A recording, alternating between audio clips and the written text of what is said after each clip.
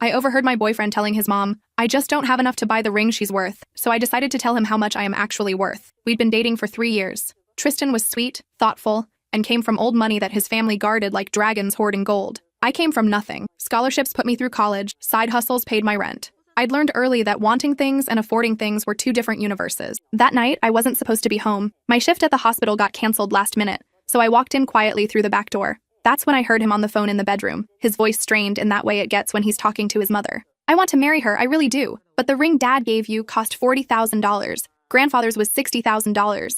I just don't have enough to buy the ring she's worth." My stomach dropped. Not because of the money, but because he was measuring my value in carats. His mother's voice crackled through the speaker. "Well, if you can't afford a proper ring, maybe you should reconsider. A woman expects certain standards." I backed out quietly and drove around for an hour, letting my anger crystallize into clarity. When I came home, I acted normal. We ordered takeout, watched a movie, but I'd made my decision. The next morning, I called my boss and took a personal day. Then I scheduled a meeting with Tristan's father at his office downtown. Bernard was shocked when his assistant showed me in. "Is everything all right with Tristan?" he asked, concerned. "Everything's fine," I said, sitting across from him. "I'm here about the trust fund." His eyebrows shot up. "I'm sorry? The trust fund my grandmother left me. The one I've never touched. I need to access it now." You see, what Tristan didn't know, what his whole family didn't know, is that my grandmother wasn't just anybody. She was Evelyn Chen, tech pioneer who sold her company in 1987 for $340 million. She lived modestly, invested wisely, and when she died, she left everything to her only grandchild, me. The lawyers had strict instructions. I couldn't access the money until I was 28 or until I got married, whichever came first. And I could never tell anyone about it unless absolutely necessary. Grandma wanted me to know my own worth before I knew my net worth. I was 3 months from my 28th birthday. Bernard made a call. Within an hour, my account manager, Patricia, arrived with documents. My current balance sat at $127 million, not including the property assets and stock portfolios. "I'd like to make a withdrawal," I said calmly. "And I need your discretion, Bernard. Tristan can't know about this yet." That evening, Tristan came home to find me cooking dinner like always. On the counter sat a small blue box. "What's this?" he asked, his voice uncertain. "Open it." Inside was a platinum ring with a flawless 3-carat diamond, flanked by sapphires. It was stunning. It cost $85,000. "I don't understand," he stammered. "You said you couldn't afford the ring I'm worth," I said quietly. "So I bought it myself. This is how much I'm worth, Tristan. The question is, are you worth keeping?" His face went white, then red. You've been hiding money from me?" "I wasn't hiding anything. You never asked. You just assumed I was poor and needed saving." "How much?" he demanded.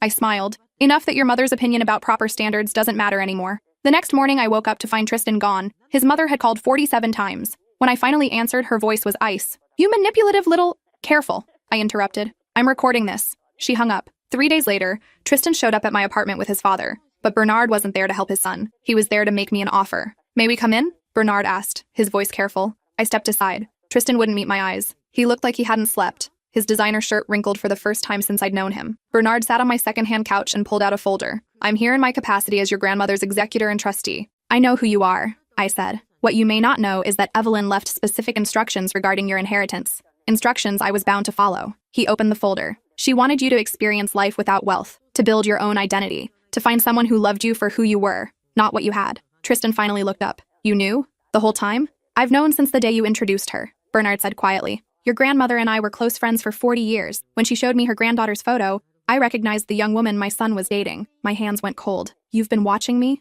"Not watching. Waiting." Evelyn's will had a provision. If you fell in love and that person proposed without knowledge of your wealth, the trust would release immediately. But if anyone told you about the money, or if anyone in my family revealed your identity, the entire estate would go to charity. The room spun. "So you let Tristan think I was poor?" "I let him know you for who you are," Bernard corrected. "And when I heard him on that phone call with his mother, when I heard him say he couldn't afford the ring you deserved, I knew exactly what kind of man my son had become." His voice broke slightly. "I'm ashamed to say I didn't raise him better than that." Tristan stood up suddenly. "I don't need to listen to this." "Sit down," Bernard ordered. For the first time, I heard the steel that had built a financial empire. "You will hear what you've cost yourself." Tristan sat. Bernard turned back to me. "Your grandmother wanted you to make the choice freely. She wanted you to know if someone loved you or loved your potential wealth. That's why I couldn't intervene when my wife said those horrible things about standards and proper rings." "Your wife knew?" I asked. "No. No one knew except me and Patricia. And now, because you've accessed the trust, the provisions are complete. You're free to tell anyone you want." I looked at Tristan, really looked at him. The man I'd spent 3 years with suddenly seemed like a stranger. "Did you love me?" I asked him directly. He opened his mouth, closed it. "I thought I did. But not enough to marry me with a simple ring from a pawn shop? That's not fair," he protested. "You don't understand the pressure. My mother, my family, they have expectations." "I understand perfectly," I interrupted. You chose their expectations over me. Bernard pulled out another document. There's one more thing. Evelyn left you a letter to be delivered when you access the trust. He handed me an envelope with my grandmother's handwriting. I opened it with shaking hands. My dearest granddaughter, if you're reading this, you've made it to 28 or fallen in love. Either way, I'm proud of you. I hope you've learned that your worth has nothing to do with bank accounts or family names. You're brilliant, hardworking, and kind. That's your inheritance from me that matters most. The money is just a tool. Don't let it change who you are. Don't let it make you cruel or cold. And whatever you do, don't waste it on someone who only wants you after they know you have it. Live boldly. Love fiercely. And if anyone ever makes you feel small, remember, you come from women who built empires. All my love, Grandma. I wiped my eyes. When I looked up, Bernard was smiling sadly. She was an extraordinary woman, he said, and she raised an extraordinary granddaughter. Tristan reached for my hand. We can start over. Now that I know, I pulled away. Now that you know what? We can have a real future. The kind my family expects. The kind we both deserve. I deserve someone who wanted me when I wore scrubs and ate ramen for dinner,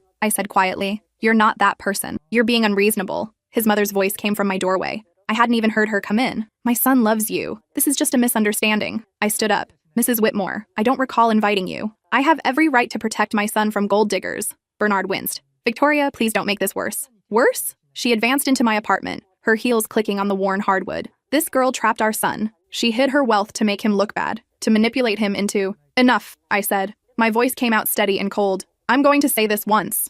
I never hid anything. I lived my life. Your son met me at a coffee shop where I was working the register between classes. He pursued me. He told me he loved how real I was, how refreshing it was to meet someone who wasn't after his family's money. Exactly, Victoria said. Because you already had money. I had nothing, I corrected. I had student loans and a shared apartment with 3 roommates. I worked 40 hours a week and still couldn't afford new shoes. That was my reality. The money in a trust fund I couldn't touch might as well have been on the moon. But you knew it was there, she insisted. And you know you have a retirement account. Does that mean you're wealthy today? Or does it mean you have something waiting for the future? She opened her mouth, closed it. I turned to Tristan. I loved you. Past tense. I loved the man who brought me soup when I was sick and couldn't afford a doctor, who studied with me at the library because I couldn't afford coffee shops, who told me that being with me was worth more than all the money in the world. I held up the ring box he'd never actually offered me. But that man died the second he told his mother I wasn't worth a proper ring. I never said that, Tristan protested. You said you didn't have enough to buy the ring I was worth. As if my worth could be measured in dollars. As if the problem was the ring and not the fact that you valued your family's opinion more than your love for me. Bernard stood. Victoria, Tristan,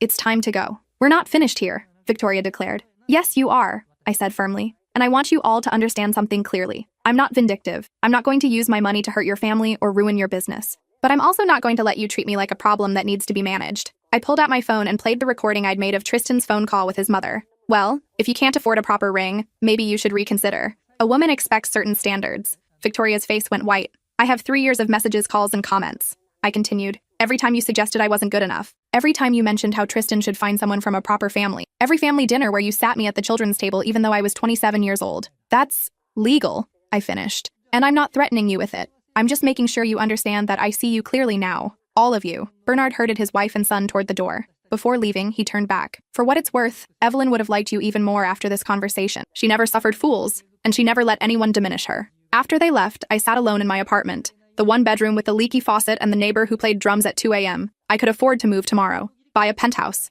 never work another shift. But Grandma's letter echoed in my mind. Don't let it change who you are. I called Patricia. I need to set up some things, I told her. Scholarships for nursing students, a fund for families who can't afford medical care, an investment in affordable housing. Of course, she said. How much are we allocating? Half, I said. Half of everything. I want to live comfortably, but I want to remember where I came from. Your grandmother would approve, Patricia said softly. She did something similar. I know, I replied. That's why I'm still living in this apartment, at least for now. That night, I put the $85,000 ring in a safety deposit box. Not because I wanted to keep it, but because someday I wanted to show it to my daughter or niece and tell her this story. Tell her that knowing your worth means never letting anyone make you feel worthless, no matter how many zeros are in your bank account. 2 weeks later, I got a text from Bernard. Tristan has been cut off. He needs to learn the value of earning his own way. If you're amenable, I'd like to take you to lunch. Not as his father, but as your grandmother's old friend. I have stories about her I think you'd like to hear. I agreed. We met at a diner, not one of his usual 5-star restaurants. He ordered coffee and pie. Evelyn and I met in 1978, he began. She'd just started her company. I was a junior analyst at an investment firm. She came in to pitch her technology, and every partner in the room dismissed her,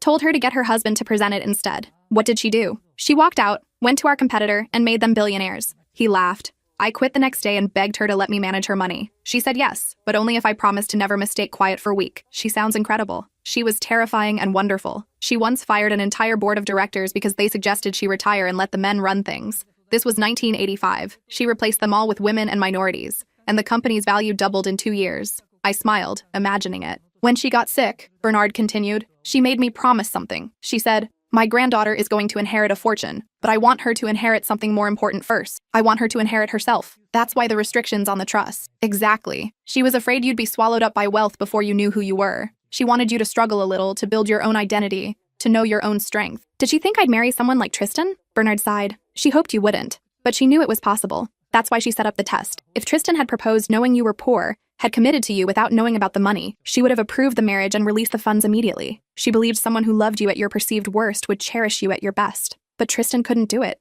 My son, Bernard said slowly, has been given everything his entire life. He doesn't know how to value things he has to work for. I enabled that. His mother enabled that. And now he's learning a very expensive lesson. You really cut him off? Completely. He has his salary from the company, nothing more. No trust fund, no credit cards, no safety net. He's living in a studio apartment and taking the subway to work. How's he handling it? Bernard's expression was pain. Not well. But sometimes the kindest thing a parent can do is let their child struggle. I should have done it years ago. We talked for 3 hours. He told me about Grandma's adventures, her failed relationships before Grandpa, her fears about leaving me money. He showed me pictures I'd never seen. Her at 25, fierce and determined. Her at 60, softer but still commanding. She wanted you to know something else, Bernard said as we were leaving. The money is yours to do with as you please. But she hoped you'd use it to build something, like she did. Not just for yourself, but for others who need a chance. I'm already working on it, I said. Scholarships, medical funds, housing investments. His eyes welled up. She knew you would. 3 months later, I was at the hospital when a patient came in with a young daughter. The woman had insurance, but not enough to cover the specialist her daughter needed. I overheard the social worker explaining their limited options. I followed the social worker to her office. The family in room 412, I said. What would full coverage cost? She looked surprised. Are you family? No, I'm someone who can help. I wrote a check. Then I wrote another for the family in 408 whose son needed surgery, and another for the elderly man in 315 who couldn't afford his medications. By the end of my shift, I'd given away $200,000. It felt better than any shopping spree could have. That night, my former roommate Riley called. Girl, did you win the lottery? She shrieked. Someone just paid off all our student loans. I smiled. Anonymous donor, I heard. This is insane. Do you know what this means? I can actually save for a house. I can take that job I wanted that pays less but makes me happy.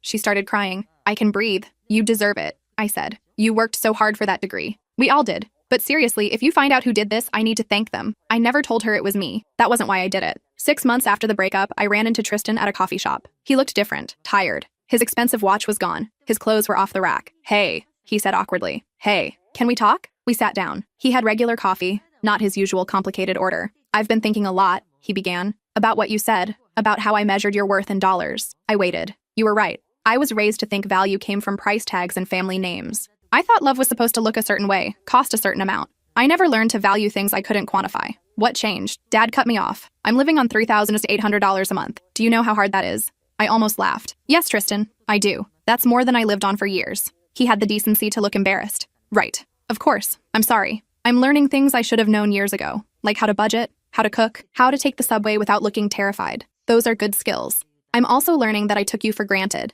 You worked so hard and I never appreciated it. I thought I was being noble by not caring that you didn't have money, but really I was being condescending, like I was doing you a favor by being with you. Yeah, I said quietly. You were. I know it's too late, he continued. I know I burned that bridge, but I wanted you to know that losing you taught me more than my father cutting me off. Money I can earn back. But you were irreplaceable, and I didn't see it until you were gone. Thank you for saying that. Are you seeing anyone? No, I admitted. I've been busy. Busy how? I smiled. Living boldly. Loving fiercely, making my grandmother proud. He nodded slowly. She sounds like she was an amazing woman. She was. She left me more than money. She left me a roadmap for how to be strong. We talked for a while longer. It was almost friendly. When we parted, he hugged me. I hope you find someone worthy of you, he said. I hope you find yourself, I replied. A year passed. I'd thrown myself into my work, both at the hospital and with my foundation. We'd funded 200 scholarships, covered medical expenses for 89 families, and built affordable housing units for 150 people. I still lived in my apartment,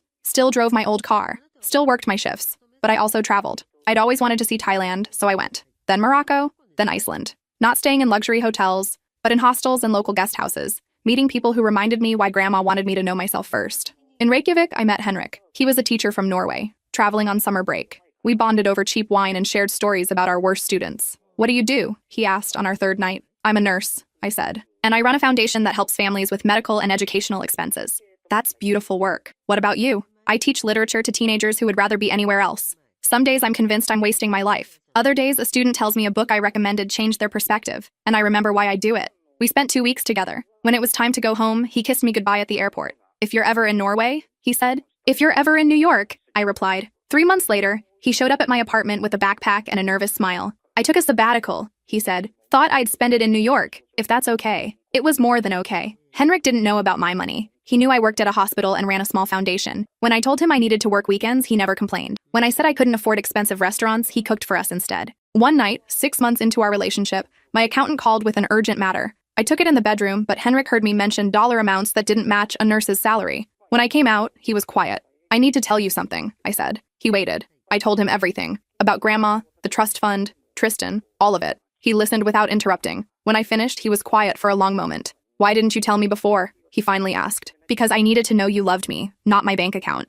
I fell in love with a nurse who works double shifts and still finds time to help strangers. That's who you are. The money is just, he waved his hand, details. Important details. Not to me. I don't need a wealthy girlfriend. I need you. He smiled. Though I'm curious why you're still in this apartment with a leaky sink. Because my grandmother taught me not to let money change who I am. Smart woman, he said. But even smart women deserve working plumbing. We moved in together shortly after. Not to a penthouse, but to a nice 2-bedroom in a neighborhood we both loved. Henrik met Bernard, who immediately approved. He looks at you the way your grandfather looked at Evelyn, Bernard said after dinner. Like you're the most fascinating person in the world. 18 months after our first meeting in Iceland, Henrik proposed. The ring was simple silver with a small sapphire. It's not much, he said nervously. Teacher salary doesn't leave room for... It's perfect, I interrupted. It's exactly what I'm worth. He looked confused. I pulled out the box with the $85,000 ring I'd bought myself years ago. This is what I thought I needed to prove my value. But this, I held up his simple ring. This is given with love. That's what makes it priceless. We got married in a small ceremony. Bernard walked me down the aisle. Riley was my maid of honor. Henrik's family flew in from Norway.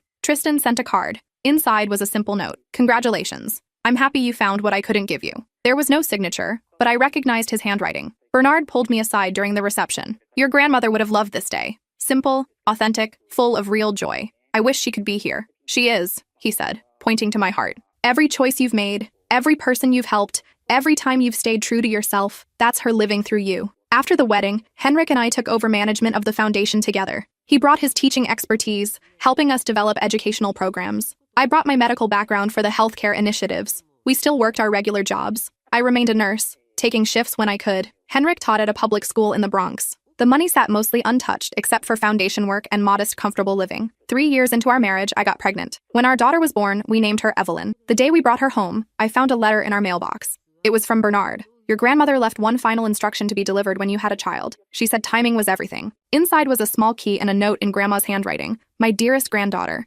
if you're reading this, you've built a life. You've loved and been loved. You've created something beyond wealth. You've created meaning. This key opens a safety deposit box at First National. Inside, you'll find letters I wrote to your daughter, one for each year until she turns 28. Give them to her when you think she's ready. Teach her what I taught you. Worth is not measured in dollars. Strength is not given, it's built. And the greatest inheritance we can leave is the courage to be fully ourselves. Love her fiercely. Live boldly. And never, ever let anyone tell you what you're worth. All my love across time, Grandma. I held baby Evelyn close, tears streaming down my face. Henrik read the letter over my shoulder. She really thought of everything. She wanted to make sure the lessons continued. They will, he promised. We'll make sure of it. 5 years later, little Evelyn was starting kindergarten. We lived in a modest house in Queens, chosen for its good school district and diverse neighborhood. Henrik had been promoted to principal. I'd become head of emergency nursing at my hospital. The foundation had grown beyond anything I'd imagined. We'd helped thousands of families, funded hundreds of scholarships, built affordable housing in 3 states. One morning, I was dropping Evelyn off at school when I saw a familiar face in the pickup line. Tristan. He was older,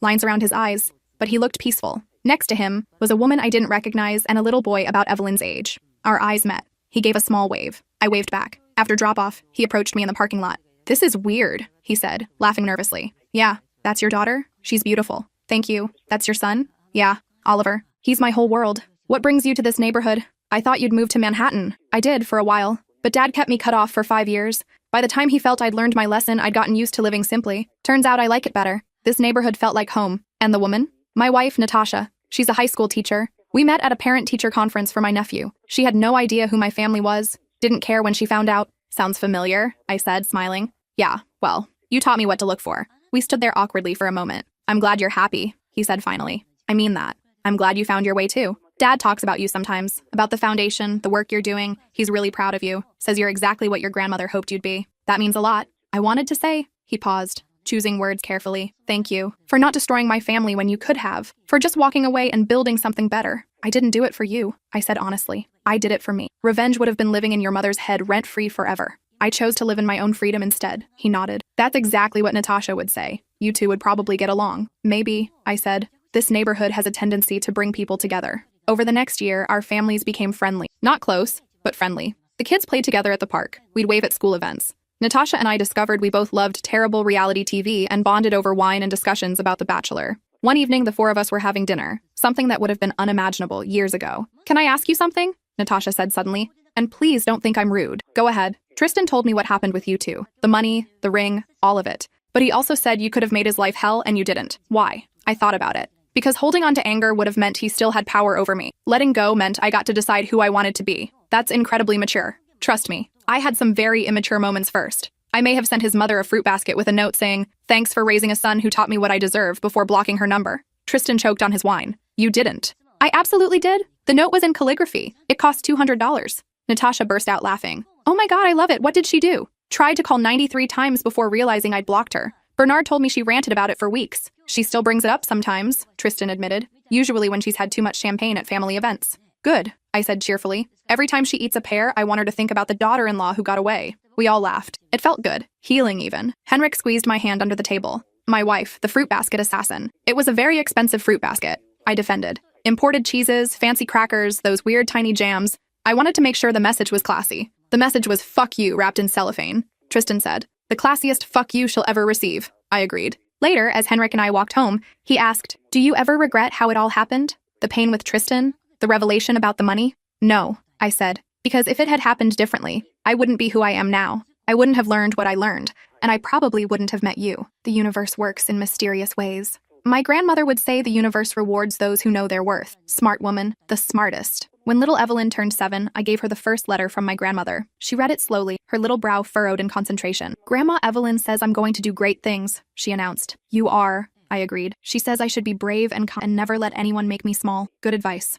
Did you follow her advice, Mommy? I thought about the scared girl who'd overheard a conversation about rings and worth. About the woman who'd bought her own ring to prove a point. About the choices I'd made since. I tried my best, I said. Sometimes I succeeded. Sometimes I failed. But I kept trying. Grandma Evelyn says that's what matters. The trying. She's right about that too. Evelyn carefully folded the letter and put it in her treasure box with her other important things. A smooth rock from the beach. A feather she'd found in the park. A photo of all of us on vacation. Will I get more letters? She asked. One every year until you're 28. That's so long from now. It'll go faster than you think. That night, I pulled out my own letter from Grandma. The one that had started everything. I read it again, like I did every year on the anniversary of accessing the trust. Live boldly, love fiercely. And if anyone ever makes you feel small, remember, you come from women who built empires. I'd built my empire, not of buildings or stock portfolios, though those existed, but of choices and values and relationships built on honesty. An empire of helping hands and second chances. An empire where worth was measured in impact, not income. The foundation had grown to a $400 million operation. We'd helped tens of thousands of families,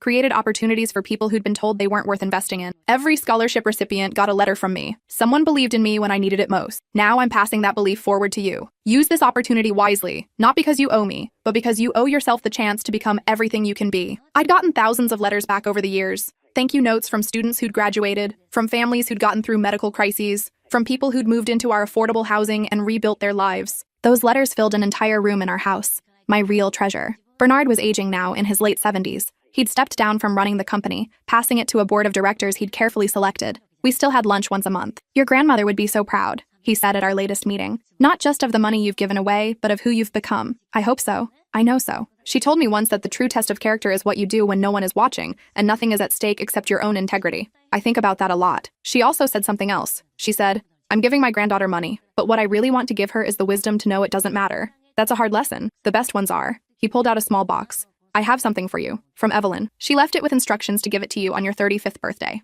I opened it. Inside was a simple gold locket. When I opened it, there was a picture of Grandma on one side and a picture of me as a baby on the other. She wore this every day, Bernard said. She wanted you to have it when you were old enough to understand what it meant to carry someone with you. I put it on. It felt right against my skin, like coming home. There's something else, Bernard continued. A last message she wanted me to tell you in person. He paused, collecting himself. She said, "Tell my granddaughter that knowing your worth doesn't mean shouting it from rooftops. It means walking through the world with quiet confidence, helping others find their own worth along the way. That's the real inheritance. That's what builds empires that last." I wiped tears from my eyes. Thank you for carrying all these messages for so long. It was my honor. Your grandmother was the love of my life, though I never told her. I was married to someone else, built a different life, but she was the one who taught me what real worth looked like. When she asked me to watch over you, to help you find your way, it was the greatest gift she could have given me. She loved you too, I said. I can tell from the way she trusted you with all of this. He smiled sadly. Some loves aren't meant to be lived, they're meant to be honored. I honored her by helping you become who you were meant to be. We sat in comfortable silence for a while.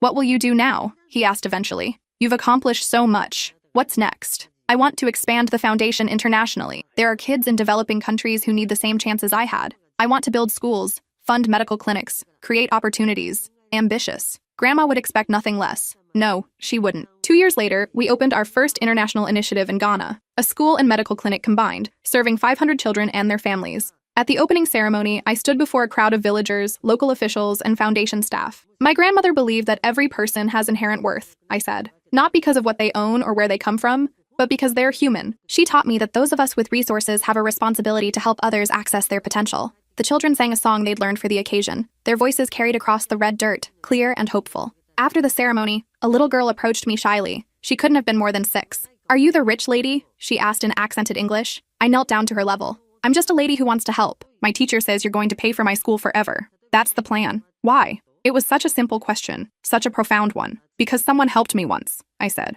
"And now it's my turn to help you." "Will I have to help someone when I'm big?" "Only if you want to, but I think you will. Because once you know how good it feels to help someone, it's hard to stop." She smiled and ran off to join her friends. Henrik came up beside me, slipping his hand into mine. 20 schools, he said. "That's the goal now, isn't it?" 25, I corrected. "I'm feeling ambitious. Your grandmother created a monster. The best kind." That night, in our hotel in Accra, I opened my laptop and started writing. Not a business plan or a foundation proposal. A letter. "Dear Evelyn, by the time you read this, you'll be 28. The same age I was when I first accessed your great-grandmother's trust fund. I wonder what kind of woman you'll be. What dreams you'll have. What struggles you'll have faced. I'm writing to tell you the same thing great-grandma Evelyn told me. Know your worth. But let me add something she learned too late to tell me directly. Knowing your worth also means helping others discover theirs. The money I'm leaving you comes with no restrictions. You can access it whenever you need it. But I hope by the time you do, you'll already know what great-grandma wanted me to know. The money is just a tool. Who you are matters more than what you have. I've lived a beautiful life. I've loved deeply, worked hard,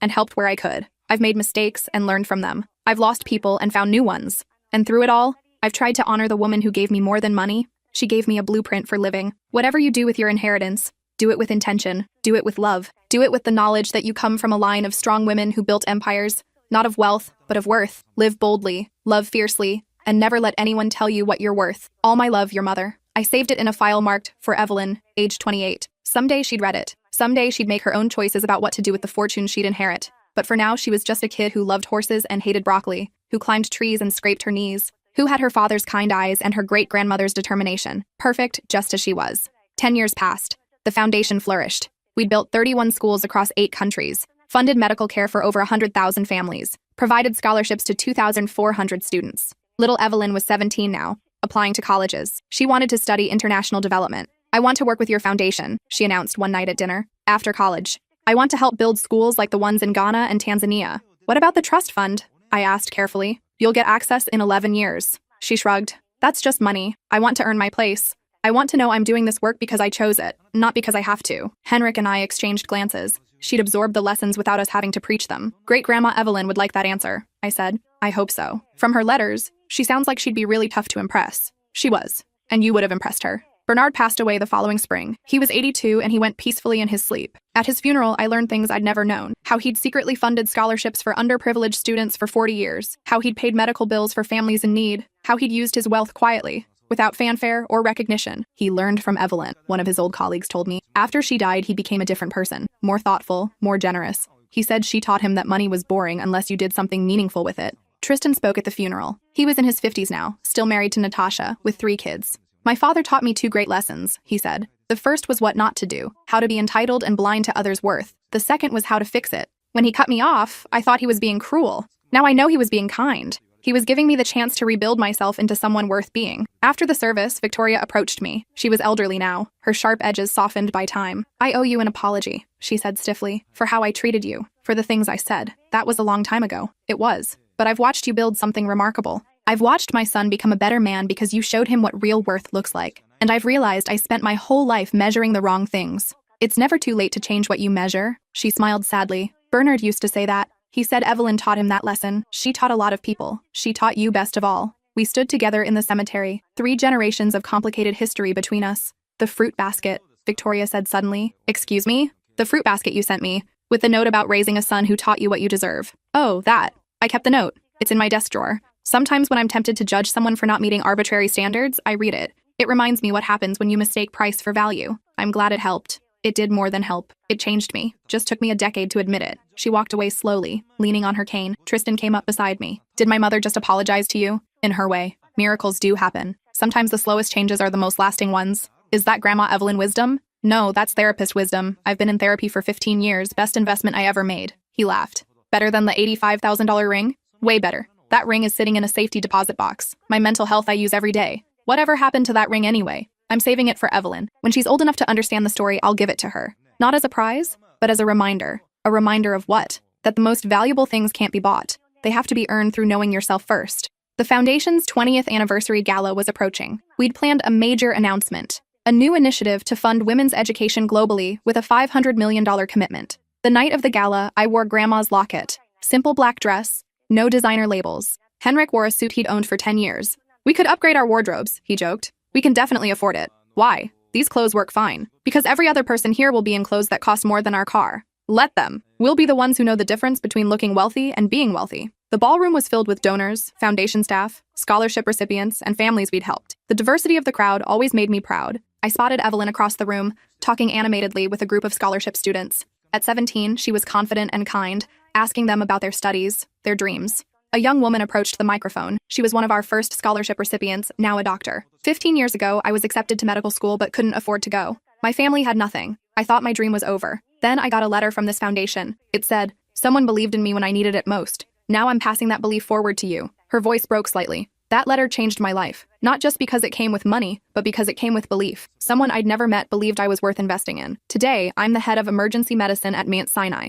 I've treated thousands of patients, and every single one of them benefited from the belief someone showed in me 15 years ago." The room erupted in applause. She continued, "The woman who started this foundation teaches us that worth isn't measured in dollars. It's measured in impact, in lives changed, in opportunities created. And tonight we're announcing a commitment to change 50,000 more lives over the next decade." More applause. I stood and walked to the stage. "My grandmother left me a fortune," I said to the crowd. "But more importantly, she left me a question. What will you do with what you've been given?" Tonight, I can answer her. I've tried to multiply what she gave me, not just the money, but the wisdom. Every person here represents that multiplication. Every scholarship, every medical bill paid, every school built. It's her legacy multiplying across the world. I pulled out a photo of Grandma and held it up. She never got to see this, but I think she knew it would happen. She believed in investing in potential, not just proven results. She believed everyone deserved a chance to become who they were meant to be. After the speeches, Evelyn found me. "Mom, that was beautiful." "Thank you, sweetie. I've been thinking about great-grandma's letters, about what she wanted me to learn, and I think I get it now. She wanted me to know that I'm enough, that I don't need money to prove my worth, that the real inheritance is knowing who I am." I hugged her tight. "She'd be so proud of you." "I hope so. I'm trying to make her proud. Make you proud. You already do. Every single day." Later, when most guests had left, Henrik and I stood on the balcony overlooking the city. "Do you ever think about what your life would be like if you'd never overheard that conversation?" he asked. "Sometimes. But then I remember. That conversation didn't change my life. It revealed it. The truth was always there. I just needed to hear it to understand what I needed to do. No regrets? Not one. Well, maybe one. What's that? I wish Grandma could have met you. And Evelyn. I wish she could see what her inheritance built." "I think she knows," Henrik said. "Somehow, somewhere, she knows." A shooting star streaked across the sky. "Make a wish," he said. I closed my eyes, but I didn't wish for anything. I had everything I needed. Instead, I said a silent thank you. To Grandma, to Bernard, to every person who'd helped me understand that worth wasn't measured in carrots or bank accounts, but in choices and character. When I opened my eyes, Henrik was watching me with that expression he got sometimes, like I was the most fascinating person in the world. "What?" I asked, just thinking how lucky I am. "Because I have money?" "Because you don't care that you have money. Because you're still the woman who worked double shifts and helped strangers. The money just gave you more ways to be who you already were. Grandma planned that. Smart woman, the smartest. We went inside where Evelyn was helping the staff clean up. Not because she had to, but because she wanted to. My phone buzzed. A message from the foundation's director in Kenya. School number 31 just opened. 600 kids enrolled. They sang a song about knowing their worth. Thought you'd want to know. I showed Henrik and Evelyn. 31 schools. Evelyn breathed. That's incredible. 31 so far? I corrected. We're not done yet. Will we ever be done? I hope not. The work of helping people know their worth. That's never finished. That night, alone in our bedroom, I pulled out the safety deposit box key. The one for the ring I'd bought myself all those years ago. Tomorrow, I decided. Tomorrow, I'd give it to Evelyn with the full story. Not as a symbol of what I'd lost, but as a reminder of what I'd gained. The ability to know my worth without needing anyone else to validate it. The strength to walk away from people who diminished me. The wisdom to build something meaningful with what I'd been given. And most importantly, the knowledge that the greatest inheritance isn't money. It's the courage to become fully yourself. I fell asleep wearing Grandma's locket, dreaming of all the lives we'd touch tomorrow, and the day after, and all the days to come. Because that's what it meant to truly know your worth. Not in how much you had, but in how much you gave away. Not in what you could buy, but in what you could build. Not in the ring someone could afford to buy you, but in the life you chose to live. And in that quiet understanding, I finally understood what Grandma had known all along. The real fortune wasn't in the bank account. It was in knowing I didn't need it to be enough. I already was.